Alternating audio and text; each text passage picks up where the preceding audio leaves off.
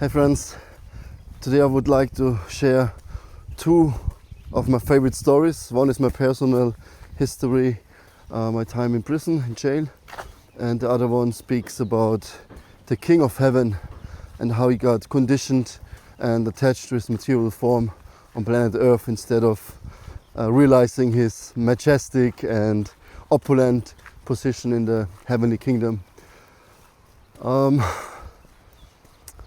In life, there's more than eating, sleeping, defending and mating.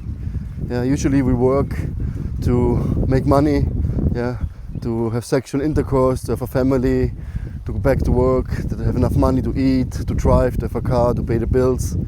And that's basically it. What do animals do? They live in the wilderness, they eat, they sleep, they mate and they defend themselves. So what's the difference to animal life and to human form of life? We actually do exactly the same. We also protect our family, we build houses, we make ourselves comfortable in this material world. We try to find a female or male partner to procreate, we have children and babies, and we want nice food, palatable dishes. Animals want the same. And we want to sleep.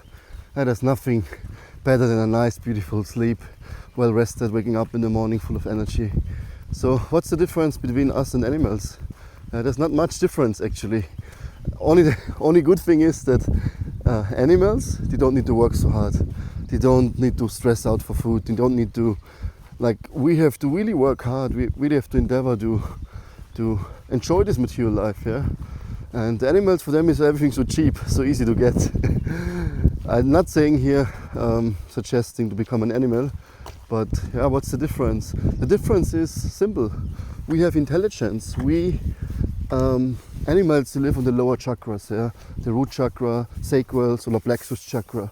But we have higher energy centers. We have high intelligence. We can talk about God. An animal can't watch this YouTube video now. Maybe by circumstances, the owner of the animal watches the video and the dog sits next to it, but can he really understand? Can he really think about a higher purpose in life? Can he really understand who he is?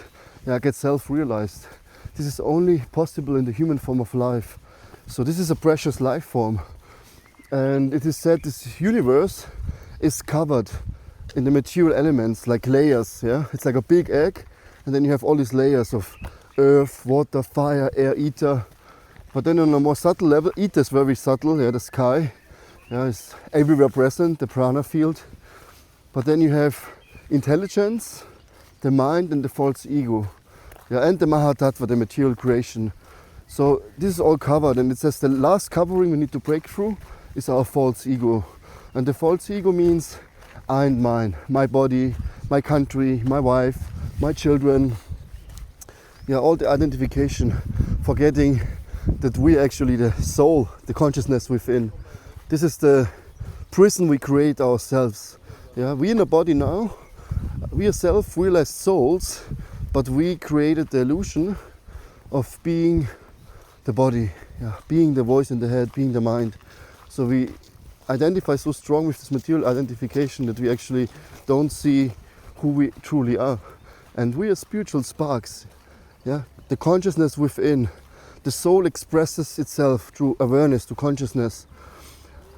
The stories I wanted to share is how the Lord of Heaven, King Indra, once got cursed. We have in Christianity the concept of the paradise, of the heavenly kingdom. But there's two heavenly kingdoms. The spiritual kingdom, the kingdom of God, but there's also a material heaven. When you live very pious, you perform austerities, you give in charity, you be religious. Religion alone brings you still in the material heavenly kingdom. But if you develop love to God, bhakti, devotion, this is the entry. If you really surrender to the teachings of Krishna, the teachings of Jesus Christ or Mohammed, or follow Buddha, and you develop love to God, to the divine, then we are eligible to enter into the kingdom of God. Otherwise, we go to the heavenly planets, which is beautiful. You can enjoy everything there. You don't create new karma. Yeah, you have apsaras, heavenly damsels, beautiful women.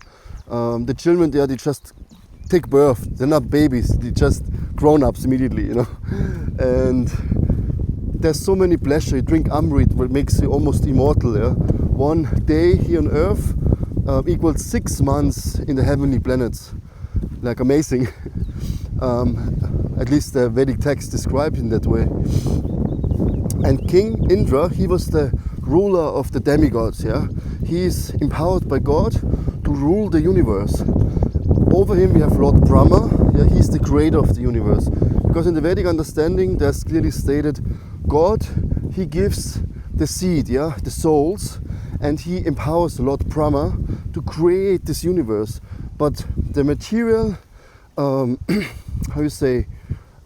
execution of creating is not done by Lord Vishnu himself, it's done by Lord Brahma. So Brahma is the most empowered entity, and his body, it is said, is made out of intelligence. He doesn't have a physical form like we do. And the demigods, their body is made out of a subtle body, of the mind. And they can take any form they want. So Lord Indra, he offended other demigods and Lord Brahma. So Lord Brahma cursed him, and he told him, okay, because of your big offense, you have to take birth as a hog, a pig, on planet Earth. So Lord Indra took birth as a pig, yeah, and he had like a beautiful wife, and he had piglets, and he was, gruttling and making all these sounds and eating all kinds of waste products. He lived in his own shit, and he enjoyed it. He loved his life. He identified so much with his pig life and forgot actually that he's the king of heaven. Yeah, we're the same. We also forget actually who we truly are, and we identify with this material world, which is like a urinal, yeah, or a toilet, you can say. Yeah, so much. I mean, imagine our body. Yeah, we think we're so beautiful, beautiful girls and men and whatever, but actually we are bones, flesh, blood, yeah, pee and poo and stool. So we're not that beautiful. If you take the skin of our body, you can see it's not so beautiful. So King Indra really identified with his body very strongly, and Lord Brahma came to check on him, and he saw, oh my God, Indra, he really enjoys his life. You know, he said, Indra, come back.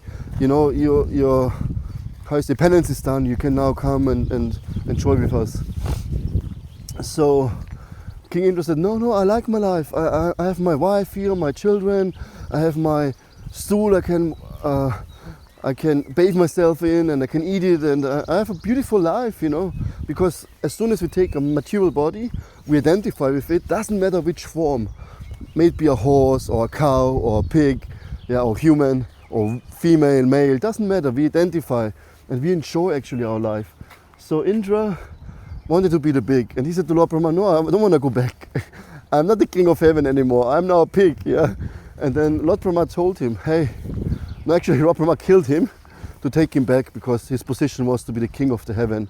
He learned his lesson, and when Indra left his body as a pig and he realized, hey, I'm the king of heaven, he realized, oh my God, I was so attached to my body, I forgot completely my constitution, yeah. And he got bewildered by this false ego identification. And the other story was when I went to jail. I was already spiritual, I wanted to become a monk. I changed my life, but then I had a court case, and it was something I did many years before. Yeah, so I had to go in the jail for 3.5 months, but it's not so long. And the lawyer was really helpful, and the judge was really merciful, because he understood, okay, he stopped his drugs abuse, and he wants to become a monk. He wants to change his life. And in this time I was still 20 or 21 when I committed the crime. So they said, okay, he was still not a full adult, he was still kind of a teenager. So they gave me a lower sentence. Yeah, so I got 3.5 months. And before I went to jail, I already made my mind up to actually move to the temple. I wanted to become a monk. And the day before I was released, what happened was the appearance day of Lord Krishna, yeah, the most celebrated day in Hinduism, in the Bhakti culture. So I was supposed to get released on that day. I can't remember, it was 9th of August or something. and I wanted to become a monk and join the temple. The day before they released me, I was in jail. Yeah, I had a job in jail. I was engaged from 6 o'clock in the morning till 3 o'clock in the evening. I had some marijuana to smoke. I had a television. Yeah, I had actually everything I need. So the day before I was released, I was actually getting a little bit anxious. What if I have to now give up everything and become a monk? And actually now in jail I can really enjoy. I have free time, I can do what I want. Of course, you know, I'm in jail, but I was so much in illusion. I was like the Lord of the Heaven who became a pig, yeah, who enjoyed the prison we are in. And we create this own prison.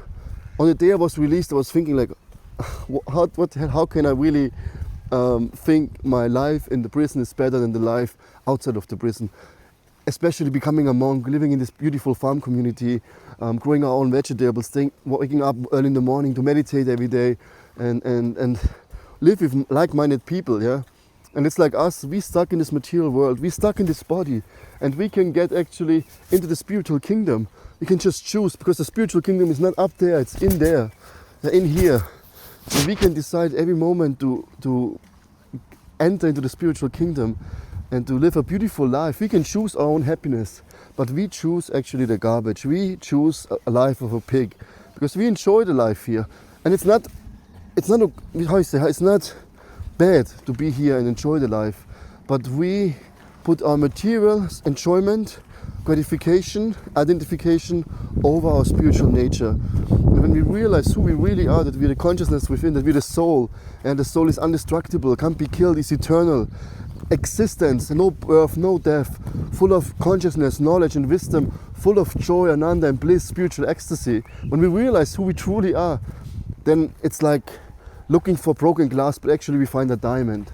And then when we focus on God and we realize that we're part of the divine, part of God, yeah, then we become truly happy. We can leave this material world behind and we enter into the kingdom of God, not into the heavenly planets like Indra. We can really enter into the kingdom of God after this life, but even better, while we are in this body, we can experience the divine.